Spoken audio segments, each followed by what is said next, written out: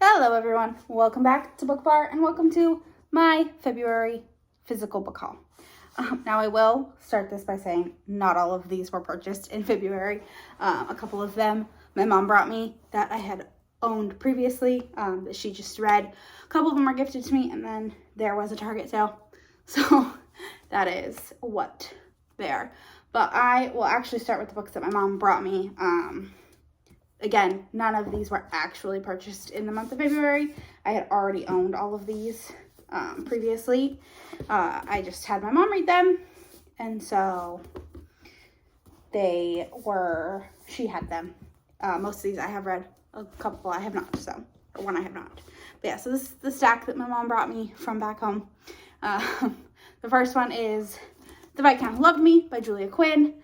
This is the second book in the Bridgerton series. I love these covers. I don't love the new covers, so I've been trying to collect all of these. But I let my mom read this one first because she's a lot slower of a reader than I am.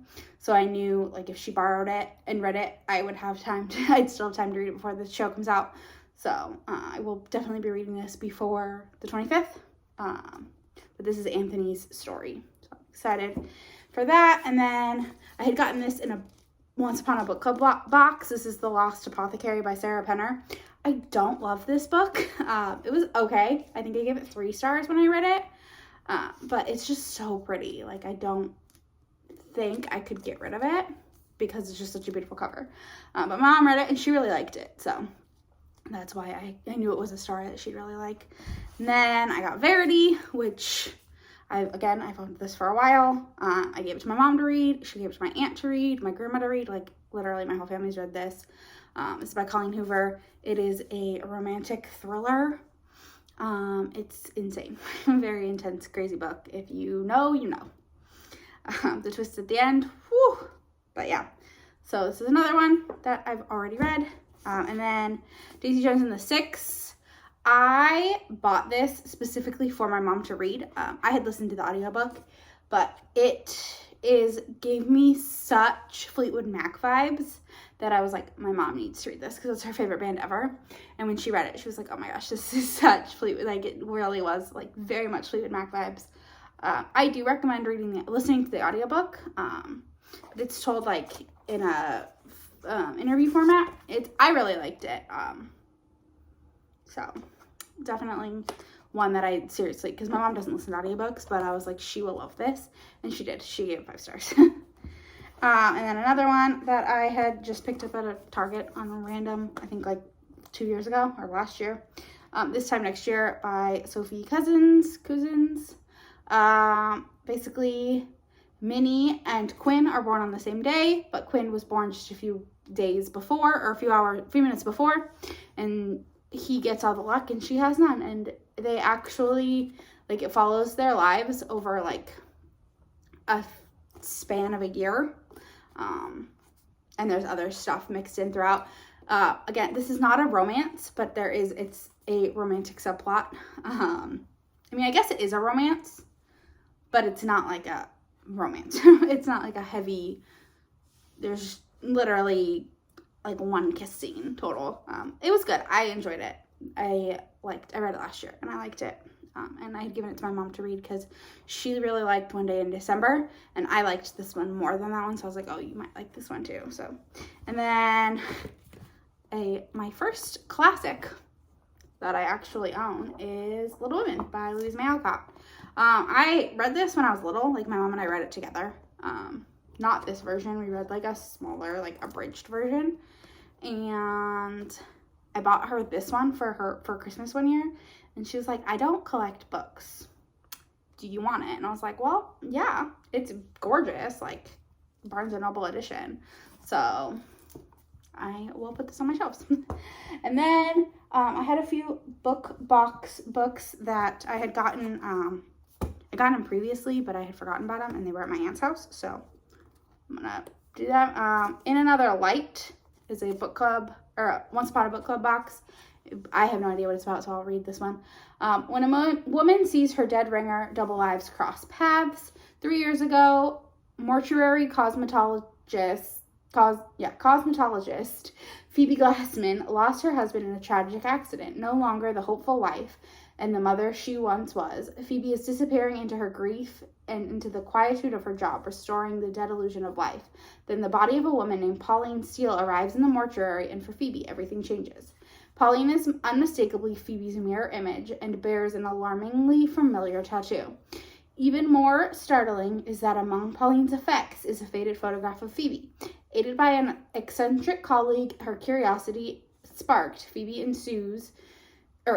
investigates her doppelganger's life and death and uncovers surprising clues to a shared past. Phoebe's emotional journey soon leads to shocking revelations about those closest to her and even herself. When she's driven to the brink, how much of what she discovers can she trust? I don't know. Doesn't sound that great. Not really my type of book. I'll read it just because I do like to open the gifts that come with them.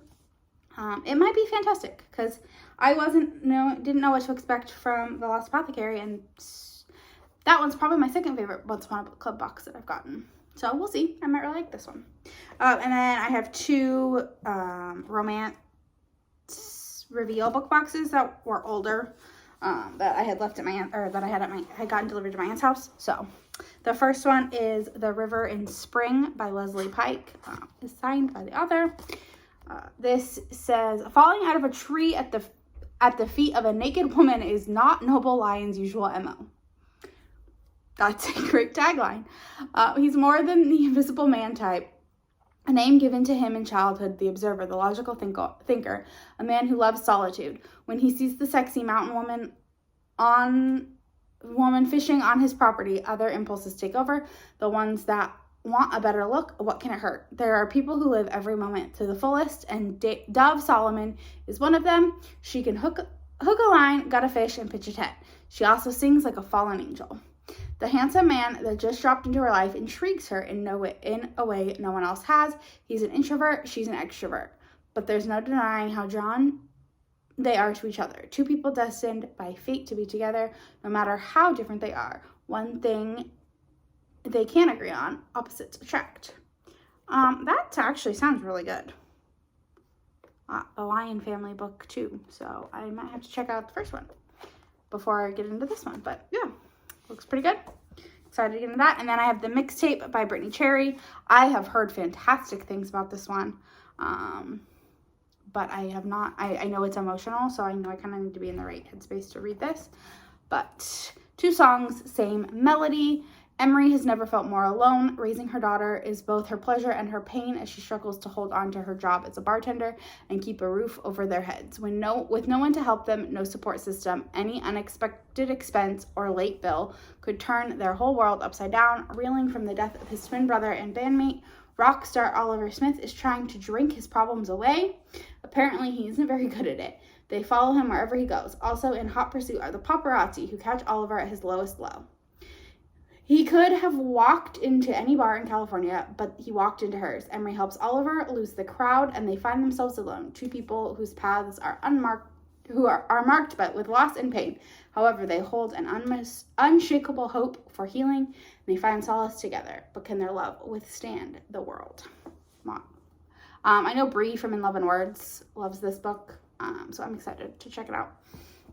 And then I won an Instagram giveaway from a friend, Erica Binges Books, and she got me hooked off of my wish list. This is by Emily McIntyre. And I got my fancy little gift note in it. This is a Captain Hook Gets the Girl book. I'm obsessed with this cover. It is so beautiful. So this is Captain Hook and Wendy. And Wendy is Peter's daughter, and Hook has like wants revenge for some stuff that had happened in the past. But yeah, I really enjoyed this book, so I'm excited to own it because it's just so gorgeous. I mean, look at how pretty that is. I love it. And then Target had their buy 2 get 1 free sale, and I went a little crazy. So I got all of these. Let's just go in order. So I bought From Look Off With Love. I was in the process of reading this when I bought it, and I was like, I want to own this book. I know I'm gonna love it, or I was already loving it. So I bought this one. It was by Mariana Zapata. I talk about it in my video that I have coming up. Or no, I talked about it in my last video. Sorry. In my February wrap-up. I will link that up above. But yeah, this is ice skating romance, and I read it during the Olympics. It was fantastic. And then I also bought Colty by Mariana Zapata. This is basically all of the tropes that I love. It is slow burn, age gap, hate to love, sports romance. All of my buzzwords. I loved The Wall of Winnipegamy and From Luke Off with Love. Those are both hate to love sports romances with slow burn, but they were missing the age gap. This one has the age gap. So I'm about 99.9% positive I'm going to love this, which is why I bought it. It's the only one that I hadn't read or started to read when I bought it. And so that is 100% why. Cannot wait to read it. And then I bought the rest of the ACOTAR series that I didn't own in hardback. I got Akamath, A Court of Mist and Fury. This is the second book in the ACOTAR series. I had gotten Silver Flames from a friend, and so I was like, well, I just want them all in hardback.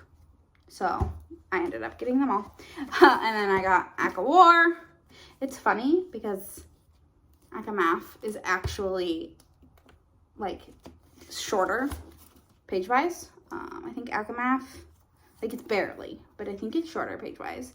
But it looks so much bigger because they used the Bible pages in ACOWAR.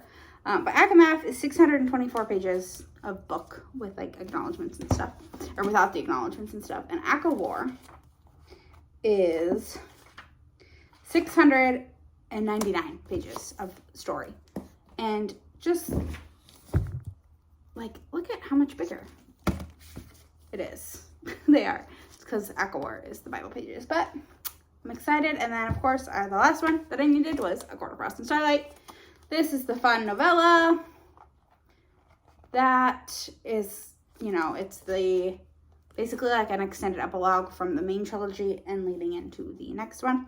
And then the last book I got, which I actually ended up buying 2 copies of, but I returned my Target copy because it did not have a bonus chapter, was House of Sky and Breath.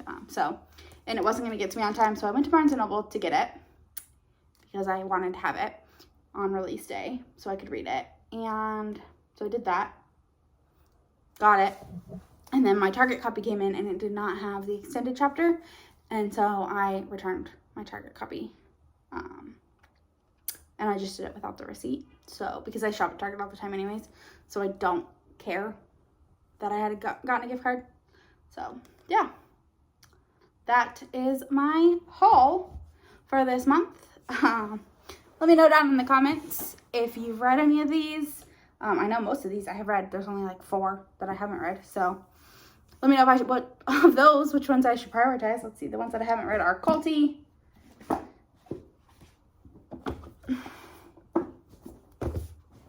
These are the 4 that I have not read, or 5 that I have not read, but I will be reading this one this month, before the show.